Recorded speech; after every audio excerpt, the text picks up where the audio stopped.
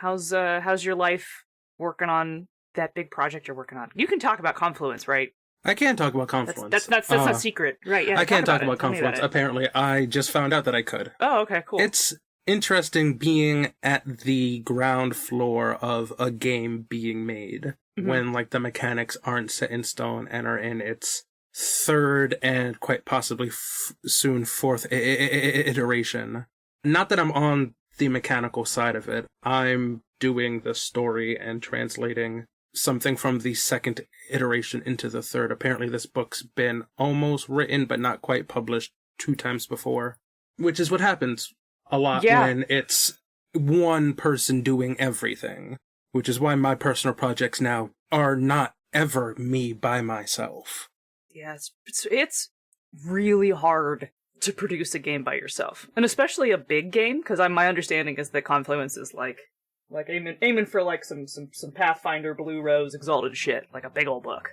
It's 2 books. One is probably going to be a lot smaller. Okay. So right now, it's the core game with all the mechanics is its own book, and then it's a giant setting book with all of the that's cool. I setting like that. information, and that's my book. Nice. And it's only that big because I decided that it would be. And I did my outline, and then I assigned word counts to it natively, as opposed to going, cool, here's my total word count, and then split that up, and I came within 20,000 words of my original estimation, so, that's fun. Nice. That's hard, too. Yeah. Not everything I have my team doing is going to end up in my book. Some of the setting stuff they're doing ends up in the core book. But of that, that's maybe, 50,000 of the nearly 300,000 words ends up in the other book. Almost everything else is for my giant-ass tome that I'm just gonna put on the table the next time somebody asks me, oh, what's my qualifications? Thunk. Just, like, whipping it out. Slam it out on the table. Yeah, that is definitely what I'm here to do. That's awesome. Yeah, people love a big old coffee table setting book. Yeah. Yeah, I definitely feel like there's a market of people who just buy big books because they're cool. Yeah, I've always been the type of, like, I love a thick book. It looks great on my shelf. It looks great on a table.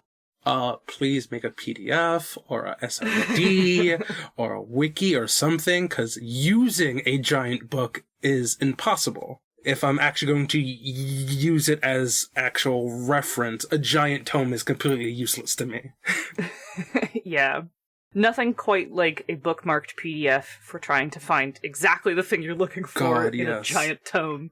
I do enjoy now that people are getting what PDFs can do, and, like, making page references clickable, so I could just click a page reference and it'll take me to that page. As opposed to some games like, 5e that doesn't even give you page references or, like, where you can find some of these rules. So it will just tell you this, you'll be doing, a grapple, and, like, the grapple rules are somewhere else, and you just have to find that out for yourself. Pick yourself up by your rules-based, like, bootstraps and figure out how to play this game. I also can't believe we're less than 10 minutes into this episode and already we threw some shade on 5th edition. This is all I do now. This is what my life is. And I didn't want to be this person. Y'all made me into this person. I'm sorry. I was a 5e stan, and then I met y'all. I'm gonna stick with sorry, not sorry. I'm gonna stick with that. That's fair.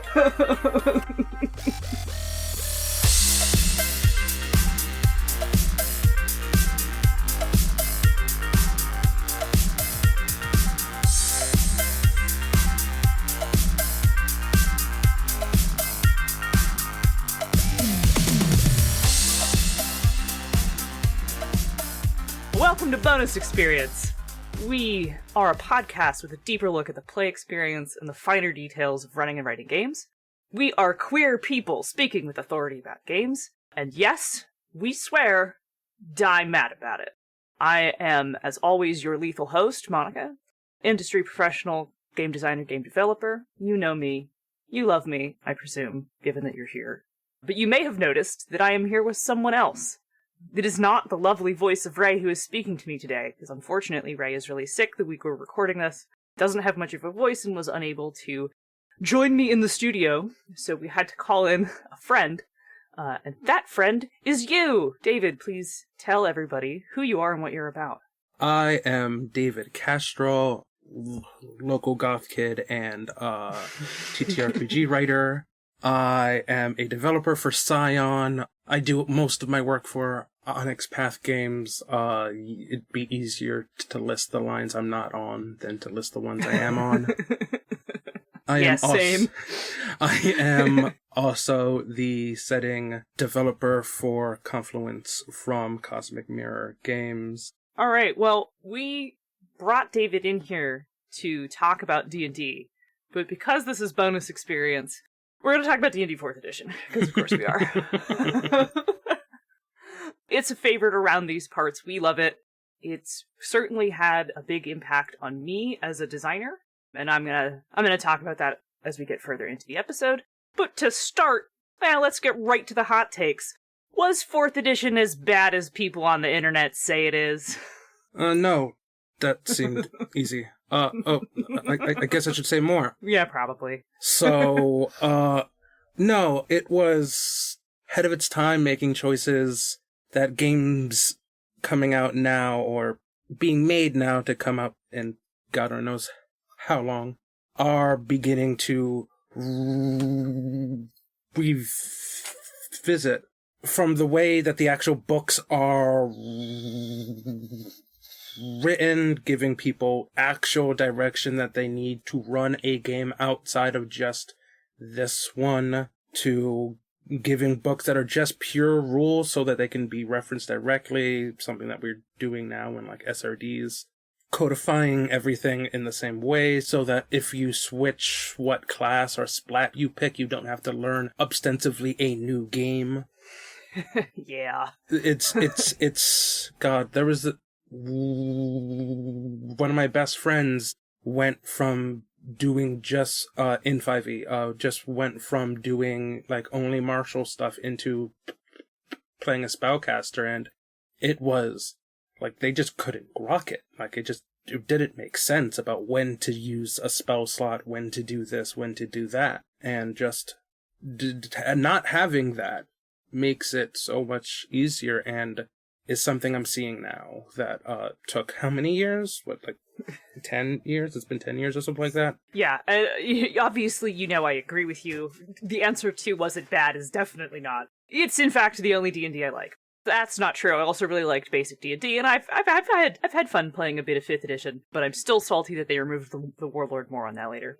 And I'll be real, it's because 4th edition had powers. Straight up, that was what got me into it. And that is because I am a D&D person, but for Exalted. And powers are basically just charms, so that was an easy sell for me.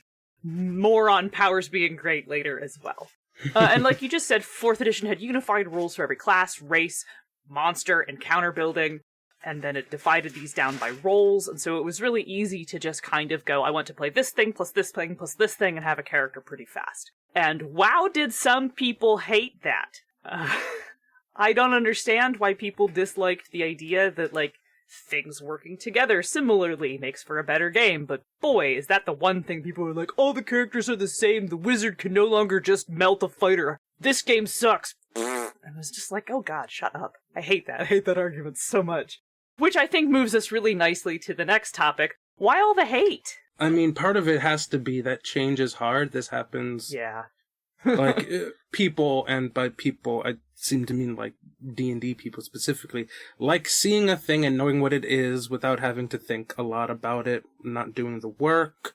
4E was nothing at all like 3E or 3.5 before it. And when these like, old heads, grognards, include your own nickname here, see something different, they get all bound up in that it is different and dismiss it as bad before ever actually looking into what it is. Part of this happens with every edition change. Like, edition wars always suck, but like D&D seems to make it an art form to have really sucky edition wars. And like, it doesn't even matter if like 5e is a return to form to like 3.5. Like, I've actually been able to translate 3.5 things pretty easily into 5e when it takes actual work to do it from 4e to 5e. And even people deride, like, Pathfinder, even though it's basically 3.5, and then 2 is just the next logical step from 3.5 to whatever else it would have been if it stayed on that course with quasi-modern sensibilities. So, like, it doesn't even matter if what's changing is slight and on the same path as what it already is. It's that it's changing at all makes people think, oh, I'm going to come to your house in the night and take your books. And only I do that, so it's fine. But beyond there being just edition changes give people brain rot, which is true, and that is true for every game. I have also gone through 3 Exalted Edition changes, and boy, the brain rot is real. But Wizards was terrified of another D20 OGL happening again, and then creating a bunch of competitors. For example, Mutants and Masterminds and Pathfinder 1st Edition were 2 things based on the D20 OGL that, like, kind of made their own game, and then scared the shit out of Wizards because it did super well. Excellent examples of this. Pathfinder, of course, being the big one, and it sort of launching Paizo being people who just made Dragon Magazine articles to being a prominent publisher. So, because Wizards was afraid of this happening again, and the idea that these tiny publishers could possibly take money out of their pockets, they created a new license called the GSL, and boy did it suck ass! Whew!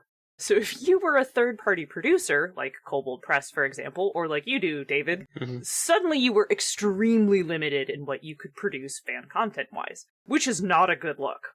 Bad Wizards, not good. And so you just didn't have people producing all these beautiful setting books, these, like, new classes. You don't have the thriving community you have on Drive-Thru-RPG's DM's Guild because they made it so hard to produce that. And that was a bad call. And I think that has a lot to do with why people remember it poorly. And furthermore, this was really the first time that internet tools were becoming popular and commonplace. So you have to remember that this is also happening from, 2008 to 2010? No, it's 5 years. 2008 to 2014. Because I think 5th edition comes out in, 2015? There was a 5e playtest that took, 2 years, and then it came out in 2014, I think. But yeah. Yeah. Right, so we're looking at sort of the end of the early aughts and the beginning of the 2010s. So internet tools are really becoming a thing at this point. And Wizards, of course, in pursuit of maximum profit, made all their character builder content paywalled. I had a subscription to it. And they didn't have PDFs of any of the books. And this was also when, the Kindle was starting to become a thing, tablets were starting to become a thing, smartphones were starting to become a thing. And it was basically hard copy or bust. Also a bad look for not kind of keeping up with the times. And the original character builder program was this excellent, downloadable, robust little thing that you could put on your desktop and save all your characters to your computer. Didn't have to save them on the cloud or anything like that. And then it would print off a really excellent little character sheet, and it was so good. And it updated automatically. You just basically just ran a little patch, and then it got all the new things from Dragon Magazine, from any new book. And before paying a small subscription, you kind of had access to all of that, and it was local. It was on your computer. And then naturally, they pulled the plug on that fucking phenomenal tool to make a shitty in-browser version that limited the number of characters you could have, because of course it did. And it ran on Silverlight. Programmers who are listening to this just puckered their buttholes, and I'm sorry. But there are a few saintly individuals out there on Reddit who have preserved the character builder. And so I think there's a couple communities out there where if you still want the 4th edition downloadable character builder, you can find some godlike programmer who has kept a version of it and can give it to you. And I did use it on an old PC for when we were playing in a 4th edition game in person, and it's still just as good. Yeah. I used to listen to a 4E actual play that still had that stuff. This was about when 5E dropped. So, they didn't pull the plug on it quite yet. But then they did, and they still had everything. Yeah. And to that point, yeah, I mean, they're still doing that with 5E. There's still no official 5E PDFs. If you have one, it's because somebody made a copy of their stuff. D&D D&D Beyond, rather, is the same thing. It's just going through your browser, and you can only have so many characters, and unless you pay for access...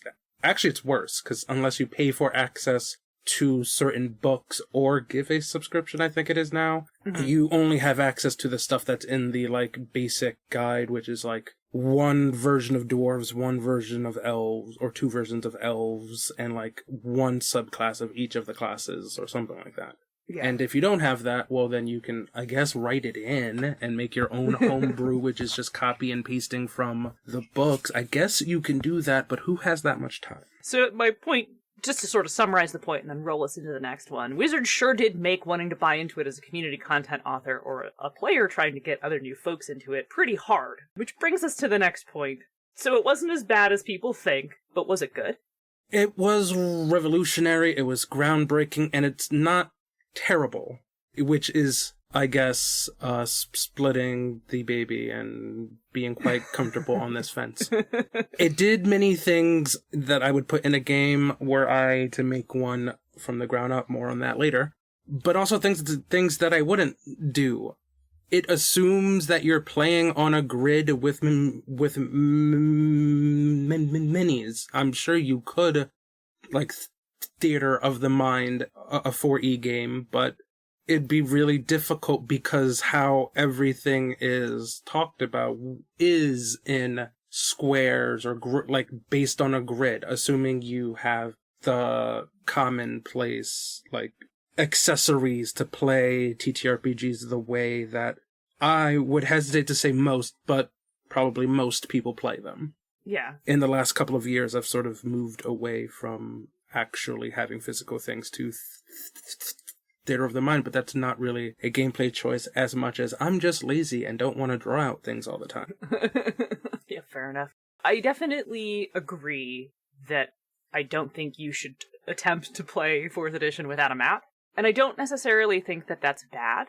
I did find, when I was running it a lot, that there was some instances of if I used specific models, people would just assume that the model was that, even if I just was using it as a placeholder. Mm-hmm. Like, I would be like, oh, this is a giant, and I would put down, like, an alligator on a large base or something like that, because that was the only large base mini I had. And then people would be like, I target the alligator. And I'm like, it's not an alligator, it's a frost giant. And people would be like, yeah, I target the alligator. And I'm like, it's not an alligator, it's a frost giant. So what I wound up doing to solve this problem and to try to get people to stop focusing entirely on the objects and then create the theater of the mind part. Like, we are all imagining what is happening, but we're just using the board to show where things are, more or less, right? So I would get bottle caps. I saved bottle caps, and I saved jar lids that were roughly the same size as, like, this covers 4 squares, cool, that's a large base, this is gargantuan, whatever. And I bought a spray can full of chalkboard paint, and bought, like, a dollar store pack of chalk, and would write Frost Giant on the big base, and put that on the board, or, like, get acrylic ones that you could write on with a dry erase marker. I did that too, sort of. Yeah. I didn't take the additional step of then, like, making it so I could write on them, but I had a, like, collection of coins from different currencies, and I'm like, this can fit on, like, where the 4 corners of a large thing would meet, so I'd be like, cool, this fits 4 things, this would be my large base, and it's, like, I don't know, a $1 Australian coin or something like that. Yeah, I would also use those little beads, those little gem-like beads you can get that go in aquariums or in flower vases. I would usually lean towards ones that were, like, either white or clear, because you can also write on those with a dry erase marker, and then, like, put M on them for minions. And that really turned people around from visually locking themselves into whatever models I was using to then actually using their imaginations and imagining the fight. And, of course, because I am first and foremost an exalted person, I always encourage people to describe their actions, and so using the table sort of as general visual aids, but leaving them kind of blank, created the theater of the mind part, but I definitely had to work around the base assumptions for that. Which I don't think that's bad. I just think it is what it is. I think that's just sort of a neutral state. It's either for you or it isn't. Yeah, right? My not being pleased about that is definitely a personal choice, not a like a abject criticism, but I also did all of those stuff back when I was doing a in-person 5e game before the world ended. I would have all of those beats because my game store just straight up sold those. Nice. Again, never wrote on them, but I would always go, cool, all of the blue ones are this. All of the green ones are that. And they didn't have much trouble picking that up. Even if they would just go, I'm attacking a blue one, that worked for me, it was fine. I would also use those like tiny d6s that are my Shadowrun dice, because it's so much easier to roll 47 d6s if they're tiny. They're tiny, yeah, I know. And just go, cool, all the number ones are this, all the number twos are that. Yeah, definitely. I think the craftiness part is pretty fun. But besides that, I think it's also kind of the only D&D that's really been directly honest about what D&D is, which is a game about treasure and dungeons and fighting, and adventure, right? And anyone who rolls up in the comments about how it didn't support exploration or gaining treasure is wrong. You're straight up wrong. That is in the book. And if your argument is that D&D isn't D&D without dungeon delving into dangerous places and collecting treasure and escaping with your life as an ordinary human, then I regret to inform you that D&D hasn't been D&D since 2nd edition. Shush. Stop. Can you tell I've had this argument a lot? Yeah, I've had this argument a lot. Yeah, like, I don't understand the argument that it's not about treasure when it codified what things you can wear where, and that you have 2 ring slots and like 2 arm slots and like a head slot and all this stuff. All those items did a very specific thing, and I'm literally looking at my collection right now, where there is in fact a treasure book. Yeah. I own it. It existed. It just made magic items not boring +1s anymore, which is only good, in my opinion. Indeed. Furthermore, the design principles are bar none. It's a great place to look at for how to understand exception-based design, as well as how to make a bunch of options function on the same core rule skeleton, while retaining that game feel of being wildly different. A fighter does not play the same way as a wizard. They're different, despite the fact that they kind of function exactly the same core-wise. And while people wailed and ground their teeth about classes having roles, that was truly one of the best parts. It formalized what people had always been doing. Yeah. So I've always been a proponent of this class does this, and not trying to make not give every class a pet subclass, not give every... I am much bigger of a fan of, like, having my fighters be fighters, and if I have to give them spells, be very small about it, and make my spellcasters spellcasters, and if I have to have them swinging a sword, be very small about it. Like, keeping these things separate, like, keeping my chocolate from my peanut butter sort of thing. And, like, where I love where 4E straight up puts, like, this class does this role and this role well, sure they'll eventually give the other roles a nominal choice. Like, you can have a controllery rogue, I guess, but that's not what rogues are for. Right. So don't, like, sure, we'll give it to you to shut up, but, like, there will be five sub-rogues, and one of them will be a controller, and the rest will all be strikers. Deal with it. Yeah. Welcome to the mid-episode break. BXP and the mid-episode break room are brought to you by the Misdirected Mark Network. Ray is not here, so I'm going to have to bing for myself. Bing! Become a BXP patron. Patrons get to chat with us directly. They get special Discord roles. You get exclusive hangouts. You get to hear me talk about all kinds of interesting things directly. You can come and hang out with us. We will give the link later. And you can support us for as little as $1 a month. Also, just so you know, the Discord is not locked to patrons. Anyone can come hang out with us. It's just that patrons get a special channel with access directly to us. If you'd rather support BXP without Patreon, you can also subscribe to us on Ko-fi instead. That is ko-fi.com/bonusexp, or buy all our stuff. If you support us on Ko-fi, you get all the benefits of being a patron, including early released episodes and extended cuts. You can buy all our stuff. We have a merch page. Just go to bxpcast.com/bxpswag. Check that out. And don't forget that BXP is sponsored by Nerdy Kepi, who David works for, by the way. You can get all kinds of rad queer swag. Just remember to use code BXPcast at checkout for 10% off, which, never expires. So you can buy all kinds of cool stuff at a discount as many times as you want. Just gonna shout out NK shorts here. I bought 2 pairs of shorts. They are the best shorts that I own. They are loud, the colors are really vibrant, and they're super fucking comfy. To quote the great sages, they are comfy and easy to wear. Also, saying nice things is always free, so please leave us a good review on Apple Podcasts, Podbean, Google, wherever. Help us get more listeners. Tell your friends about us. We would love more people to listen to us, especially if you got queer D&D friends who are learning to GM for the first time. Send them BXP. Tell them how great we are. We're really great.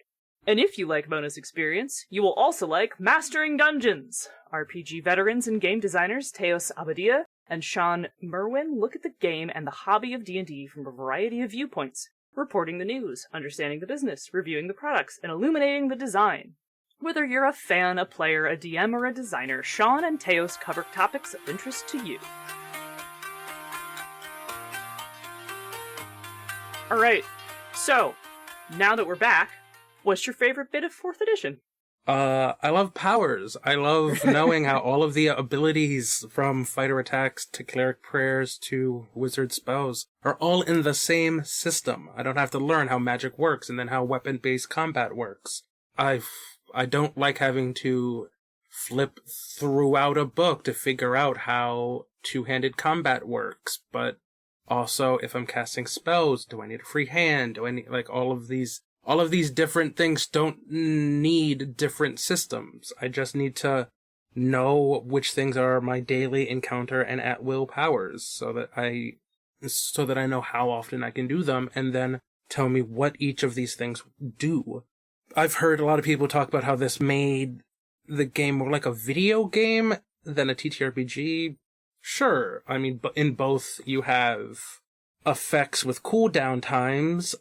I don't see how that's bad, or even particularly different from, cool, I have a 5th level spell slot, I get 2 of these per long rest, unless I'm this level, and then I can do whatever, blah, blah, blah, blah, exceptions here. But, like, I don't see how that's feasibly different other than just straight up saying, this is a daily power, I get to use this once per day, exceptions apply. Yeah. And, like, is that bad? No, there's nothing wrong with emulating some systems from video games. I'm not a fan of other things that emulate them, but, like, especially now with every video game that is popular for 10 minutes getting a, like, RPG, I don't think even those complaints would be particularly common now in the world of 2022 as opposed to whenever the hell 4E came out.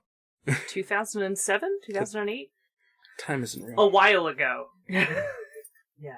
And the video game thing isn't even accurate.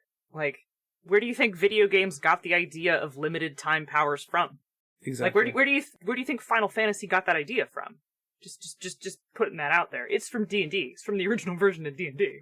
And also, like, the idea of powers with a limited number of uses also comes from wargames, and it has way more in common with a skirmish wargame than it does with a video game, down to pieces having specific roles. It's just that rather than one person controlling the army, it is all the players working together.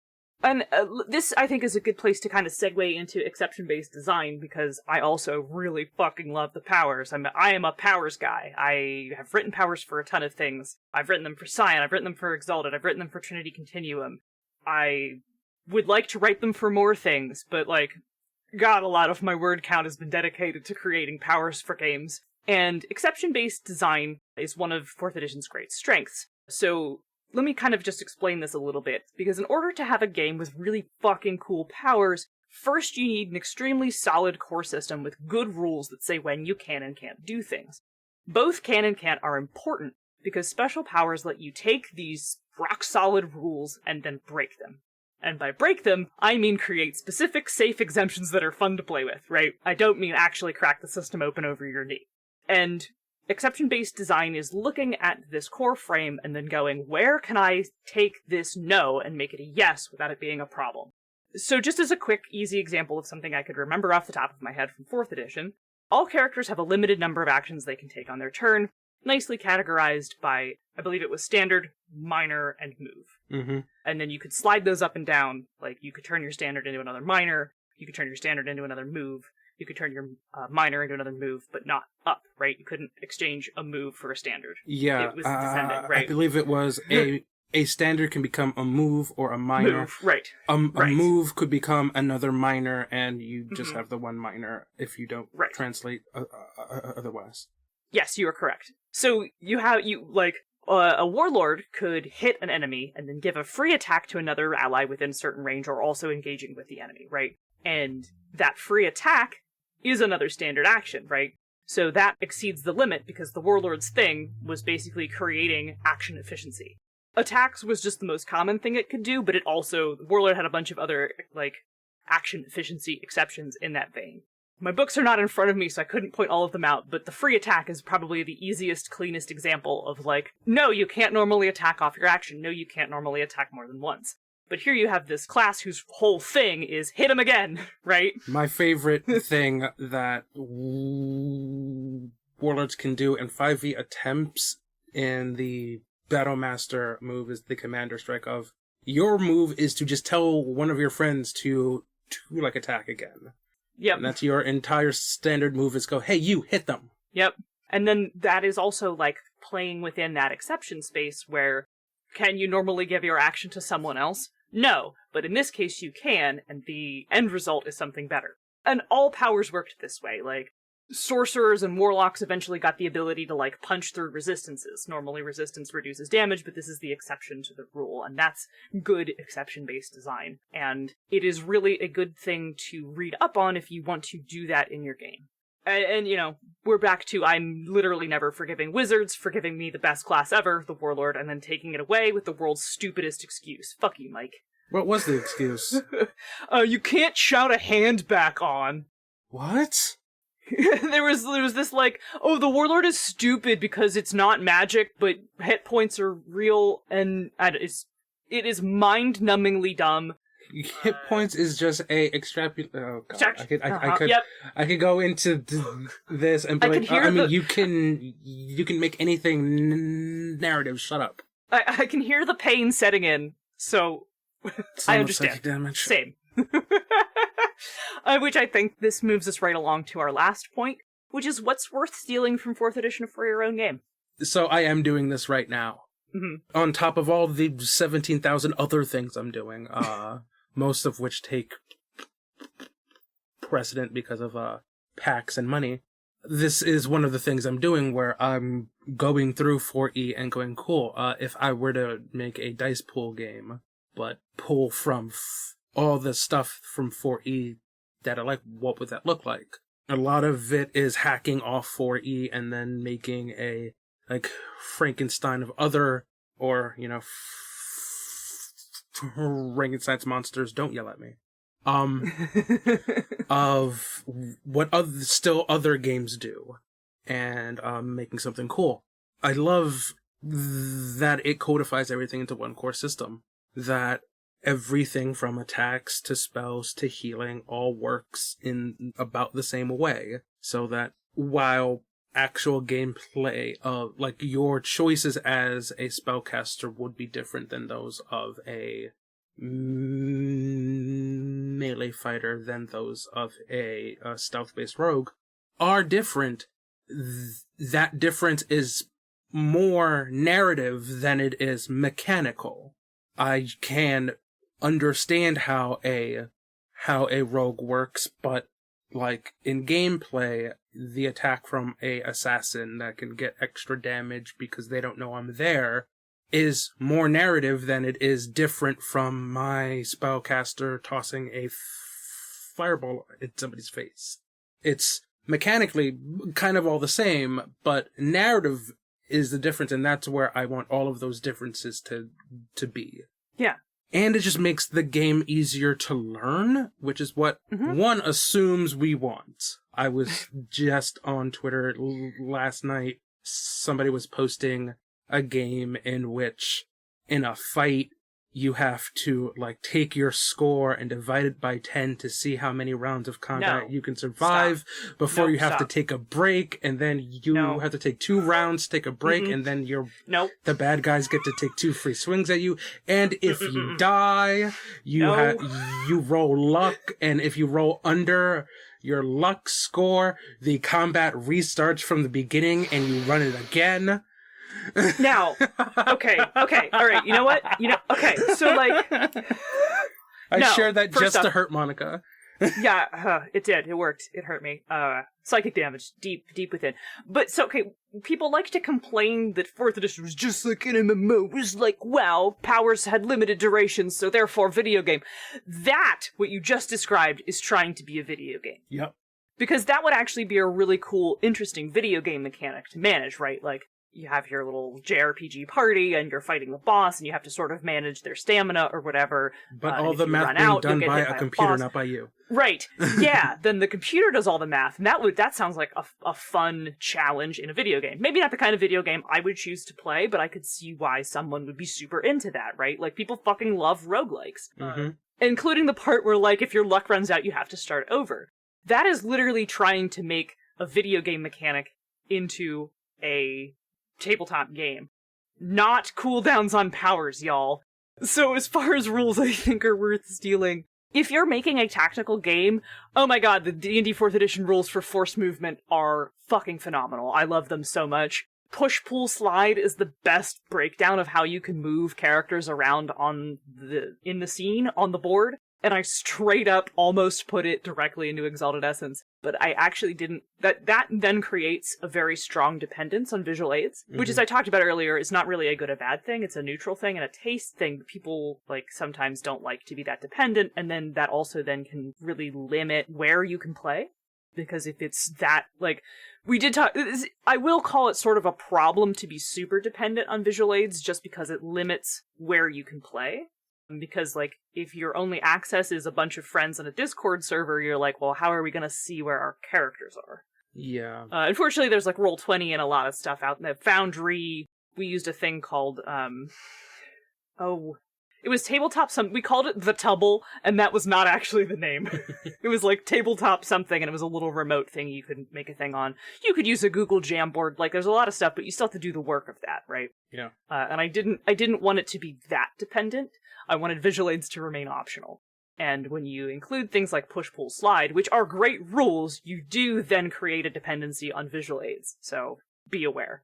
Also, Clocks of Blades in the Dark fame are just skill challenges from 4th edition, just represented visually and with a little bit more texture. Skill challenges walked so clocks could run. I love skill challenges. They're great, yeah. The podcast that I like, that I will just call out here, if that's okay. Yeah, no, it's fine. Shout it out. They are called Critical Hit. They did, like, 5 years of a 4E campaign that, like, ran from first level all the way to, like, the end of it. And the GM made his own, like, skill challenge rules where, like, you can't use the same skill that somebody else used right before. Like, basically, you'd have to roll for initiative. And then you can't use either the skill the person before you used or the skill you used last turn. And, like, that made it so you weren't just spamming stealth or whatever. And, like, it had to narratively make sense for what you were doing to try and complete the task. Mm-hmm. They had, this is where the math comes in, n plus 1 number of successes, where n is the number of people you have. Oh, yeah, that makes sense. Versus n minus 1 failure. So that it's always easier to fail than it is to succeed. Mm-hmm. And, like, I've been using that exact system in all of my games since I began playing, regardless of if it's 4E, 5E, and in some cases where it makes sense, even other games, I use that. Because that just works so well with how I see skill challenges. No, that's really great. But the last thing I think is really, really critical to learn from D&D 4th edition is the top-notch GM advice. Like, the DMG is super good. It is still an extremely good book. Like, if you can grab a PDF copy or buy a physical copy from someone secondhand or whatever, I strongly recommend that you do so. Because it actually tells you how to run the game and how to just be a good GM. There's genuinely good GM advice in it. like what to expect from players, how to build a balanced encounter, and holy crap were the encounter building rules great. I will say that one of 4th edition's problems was that it had too much hit points on its characters, but that's actually really easily house ruled, so I'm not that worried about it. That's a thing to watch out for if you're running it. There was a lot of hit point bloat, but that's solvable. It also includes, like, what sort of things to include if players are more interested in befriending Skrongle the Goblin, rather than delving into the dungeon nearby, and so on. And I really kind of don't think enough games fully grasp how critical it is, and then they leave this part out. Yeah, so much of this. I recall there was a game I ran where my party was on a boat in the Shadowfell, and they passed by this, like, iceberg, and they went, nope, we keep going, and I'm like, guys, this is the only thing I've got, so get off the boat. I don't have anything else for you, I'm sorry. And, like, had I, like, this was really in the beginning of my DMing, mostly before I even began to, like, do the actual work of being a, like, game writer. Now, like, a year after that, I had a city where I was like, here's 6 plot hooks. You can pick one of them, but here's 6 different things, and it's all across the city, and you can do whatever you want. But, like, what your DMG tells you, what your game manual, insert the way you title your game manual here, tells you does inform what you do with it and what options you believe you have. If you give room to befriend Strongle, you are open to players making that choice. If you don't, some people may think you literally can't. This goes for both players and GMs. If you don't give space for the ability to answer a conflict without combat, when your players see a hungry griffin on top of the house where you're supposed to be going, you either, and they want to, like, talk to it or sort of, like, rationalize a non-combat answer to this problem, you either have to scramble to figure out how to run that, which is just stressful on a GM, or you do what's worse and you lock them out of doing that, either by straight up telling them no they can't, or having the monster attack and start a combat that you want just because you didn't think of anything else. It's sort of, if you don't give space and tell people they have that space, they often don't know they do, and don't let their players do everything they want to do. This also goes into that, like, sort of thing where there's a lot of talk about how, like, DMs will write this big, expansive conflict, and then the players see, like, cats, you will buy them a toy, and then they'll play with the box it came with instead. Sort of thing of, like, people getting mad that, like, they're doing something that you don't want them to do, as opposed to just facilitating what they want to do. And I think that the 4E DMG gives you a lot of tips to how to engage with players on that level and just supporting what they want to do, as opposed to forcing your story down their throats. Yeah, for real. If you are a D&D GM who is listening to this, and you're like, oh man, I really struggle with getting players to be on board with my ideas, you should go listen to our early bonus experience episode, The Art of Railroading, which will teach you how to get people to be on board with your concept without having to force them to do it. You can, in fact, convince people to play along with your story without having to force them. You could do it. I do it all the time. You can see the, like, development of me as a GM and game writer, where I'd have a 4-page script of everything that happens in my earlier games, and now it's more like I've made, I don't know, 6 encounters at the level that I want, and I'll just roll a die and see which ones they hit. And if they hit all of them, cool. If they don't hit any of them, dope. Whatever. Yeah. We could do a whole nother topic on being a good GM, and maybe you can come back when Ray is here as well, and you can talk with both of us. I would love to do that. The art of running good games, especially since we're trying to, like, bring in some more people who are new to games, through D&D, and we're really interested in hearing from you and what we can do to help you learn to be a better GM, how to feel more comfortable in the GM role. How can we, dear gay D&D Twitter, how can we help you? We're here to help you. We want to support you. So please sound off. You can find the show at bxpcast.com, part of the Misdirected Mark Network. David, give me a bing. Bing. Thank you.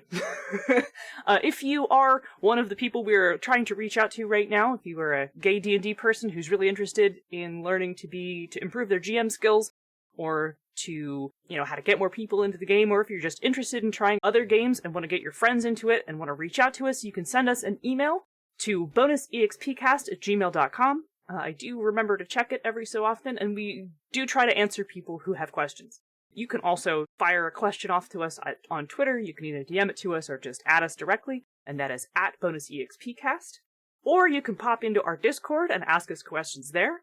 You can go to tinyurl.com/bxpdiscord, and that will send you the invite link, and you can pop in there directly. We love having guests. We love having people over. We love people hanging out with us. And, like we said above, if you are a patron, you get a whole bunch of special stuff for joining us there. The BXP Discord also includes special channels for the systematic understanding of everything, if you are a fan of that as well. David, where can they find you and your work on the internet? You can find me on Twitter at The Inked Knight. I have instantly forgotten my Twitter at. I am on Patreon at patreon.com/InkstainStudios, all one word. I haven't done much recently, but there's a lot of pop culture stuff for 5e there that you can look through. And you can find the things I've worked on DriveThruRPG by searching my name, David Castro. All right. Oh, and go to davidcastro.net. I keep forgetting that I have a website. Oh, you have a website. Fancy. Website. If you want to follow me, I am at ZenithSun on Twitter. You can check out my occasional thoughts on game design, sometimes retweeting things that David has tweeted, and, news, that sort of thing. You'll learn where my political alignments lie very quickly if you follow me. Just forewarned is forearmed. Yeah, so that's it. All right, everybody get out. We gotta go. I have errands to run. We gotta wrap this up. Change it if you want to. Change it if you want to. Perfect.